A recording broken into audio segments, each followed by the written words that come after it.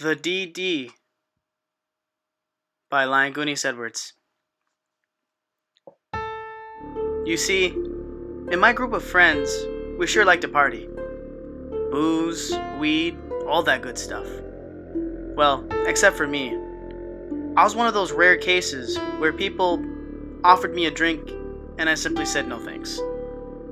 I don't know why I didn't become a partier. I guess seeing my friends all messed up and making a fool of themselves made me stay on the sober path. Now, the worst part of being one of the only sober friends surrounded by drunks is that one way or another, you're going to be a DD. I always hated being DD because, for one, they either throw up all over your car or they pass out in the back and you gotta carry their asses home. It's really annoying. Some of my friends respect me enough to not use me. They would. But when I had other plans, or I just really didn't feel like driving, I would tell them I wasn't feeling it, and they said, alright, and they would see me later. Simple. But there was one friend, well, at least when he's sober, who didn't share in this respect for me, and he almost demanded me for a ride each time he would go out drinking. But as I started saying no to his advances, he had to be smarter if he wanted to ride home from me. So he began to play mind tricks on me. It was a low blow to my psyche, saying stuff along the lines of, I thought we were friends, or stuff about him scratching my back and it was time for me to scratch his and all that nonsense. In my head, I kept saying, what an asshole. I ain't falling for this anymore. But he got craftier and started to trick me more and more. That's when the anger started. Deep inside of me. It just kept eating at me. But I just brushed it aside, ignoring the hate. I am usually a happy guy. But when it came to being DD, from which I had no control over, that's when my mind goes dark.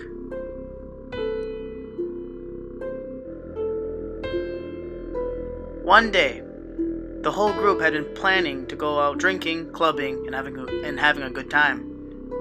I, myself, was quite excited for this because I knew we were going to dance, clubs, and definitely the strip clubs.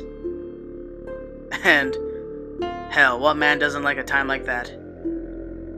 But of course, I had a fear that if I go, someone, or him, would ask me to be DD again.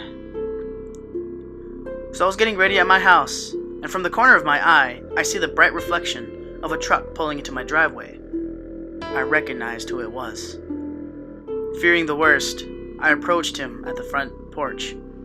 We did our friendly exchanges, calling each other gay or retarded, like any friend would do. But when it came to the time I was regretting, something different had happened. He did not ask me to drive him to the club, which was almost a 2-hour drive, but instead he said that he would drive and that we could take his truck and not my car. This amazed me because this almost never happens. Feeling rejoiced, I hopped in the truck and we headed to meet my friends. Once we made it, we went straight for the dance clubs and took over the club with our sheer dance moves. In the dancing frenzy, I couldn't help but notice that he wasn't there. I wondered, where the hell could he be? Then I had a jolt of realization. Where would an alcoholic be in a club? The bar. I ran to the bar searching for him, scanning the faces of everyone. Then I saw him, throwing back not his first nor second shot, but his fourth. He then noticed me, his eyes beginning to bloodshot. He gives me a lazy smile and calls me buddy. I was blind with rage, not because he was drunk, but because he had tricked me into being DD. Again. He reaches in his pocket, grabs my hand, and puts the keys in my hand, then closes it. I was deaf with madness. I was so angry that the loud music in the club was fading away, and only my ever-racing heartbeat beating on like a drum, beating in my head. I started hearing voices in all my head, all sounding like 20 people all at once talking, murmuring. I looked at him, put his keys in my pocket, and I walked away. After all my friends started to leave, I go looking for him in the bar. It wasn't hard to find him. He had this big fat grin on his face and yells, "Buddy," and gives me a hug. I push him back, telling him we have to go. He resists, but I get him going. It's 3 a.m, and I am unbelievably tired from all the dancing, and I'm sure as hell I'm not used to driving a big truck. Only sheer anger has kept me awake this whole time. He starts babbling nonsense upon nonsense for half that trip. But then he changes subject, and laughing while doing so. I keep my eyes on the road, but he goes on a rant, and I hear my name in it. He goes on how dumb I am and how easily it is to trick me, laughing, just laughing, at my expense. He kept saying he won over and over again with his loud laugh. This drove me over the edge. I noticed he wasn't wearing a seatbelt, and I, driving like a madman. He started to flop all over the passenger side. I take a hard left, and I see a building being built. I saw a very long pole stretching outward. It was a huge sewage pipe, but with no tank. It was perfect. I head over, heading as fast enough speed to control the truck to the pole. He's yelling at me, but I can't hear anything. I'm far too deep over the edge. Too deep in my rage not to care in the world. The building approaches. My aim is perfect. The pole entered the passenger side, following the truck hitting the building. The airbags deploy, and I am left dazed. My eyes are blurry. As I come to, I see smoke starting to build up in the truck as I unbuckle my seatbelt. I hear a groan from my right. It's him, with a pole through his stomach, pinning him to the seat. He's coughing hard and looks to me with his face covered in blood from the glass. He reaches out with his hand, saying, "Help me, help me."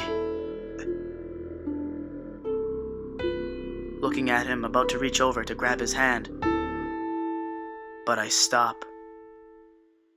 I look into his eyes and smile. I start to back away, moving broken glass from me. As I do this, he keeps repeating, "What are you doing? What are you doing?" And, "Stop! Don't do this, man! Stop!" I step out of the truck, and I turn to face him. He says again, "Stop! What are you doing?" I laugh to myself as the fire ignites the hood of the truck. I say to him, "What? You said you wanted to go home." And I give him one last look with my grinning face. His eyes widen and starts to yell, "No," over and over again. I shut the door, which muffles his cries for help. He starts to scream as the flames engulf the truck. I keep walking, never looking back. Soon enough, the screams stop. Indeed, yes. I called the cops and the fire department, and they came and asked me questions on how this happened. I told them that we were arguing, and he distracted me to the point that I went to the wrong lane and almost hit a car, took a sharp turn, and crashed into the building. They bought it. Of course they bought it. And I tell the rest of the friends what had happened. And I acted and saying, "Oh, it was all my fault. I should have been doing better," pitying my own self. They bought it as well. So for those out there, for those of you who drink and need a designated driver, just remember, be careful who you pick as your DD, and never force those who don't want to be yours.